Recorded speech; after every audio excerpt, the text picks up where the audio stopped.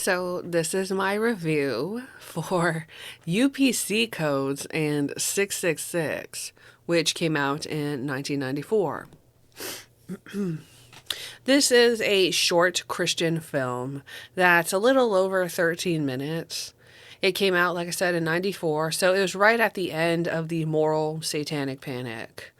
It's clear that the satanic panic lost much of its backing by this point, as the idea of this film is so ridiculous. I can't imagine how or why anyone would seriously believe this. For a 13-minute view, or 13-minute film, I didn't expect a mountain of information, but it spends half of its time, over 6 minutes, just reciting various Bible verses, which are, of course, from Revelations for the most part. The talk about UPCs is near the end of the video and is nearly an afterthought. You really see the Christian conspiracy theorists do mental gymnastics here with this one, as they spend over half the video prefacing with Bible verses and then explaining about how UPCs work. When they started talking about how the barcodes work, I felt like I was watching a job orientation video. From here, the idea is brought up that the numbers in a UPC can add up to 666, the number of the Antichrist. They go on to talk about how eventually the world will be a cashless society and debit cards will replace credit cards. They bring up things that in 2026 have happened, but it's not for satanic and evil means. First of all, weren't there already debit cards in 1994? Why is this painted as a bad thing? And then second, why would it be bad that people spend their own money more than credits? A credit line. Like, how is that bad? It was odd to me this was painted in a bad light, that credit cards would be outnumbered. The ideas of direct deposit, chips and cards and the like were all painted in a bad light. And of course, today, some of these things we actually do use, but it's like for security reasons, really. Of course, they try to claim that eventually cash would never be used ever again, but it's like it would be phased out. This is, of course, a ridiculous claim because cash is always king. It's odd to me that direct deposit was also made out to be bad, like as if having your money sent directly to your account was horrible. Is it really satanic not to risk getting mugged when depositing your fucking paycheck? I wonder if the idea of this film was to somehow finagle like older people to spend money on the guy and his company with the church and people that made this film, basically. Cash is king in many ways, and one of them is one of the reasons that cash is king is that it allows for transactions to be anonymous, basically. If you send cash to someone, they can easily take the money and then claim you never sent them any money at all. Really. If I wonder if the intended audience was supposed to be people from the Depression era or similar. From what I understand, the people of that time, the Depression era, would save their cash and hide it in the most random of places, such as their mattresses, floorboards, or even just a gigantic safe they had in their house.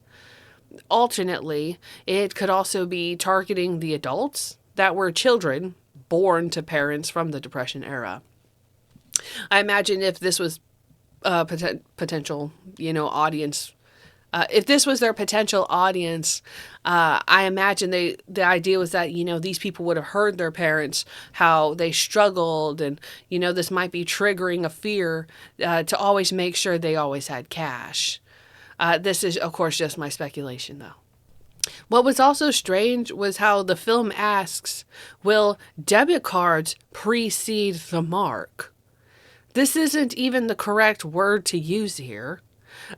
If you're trying to fearmonger that cash is going away, you would ask if debit cards would proceed the mark, not precede.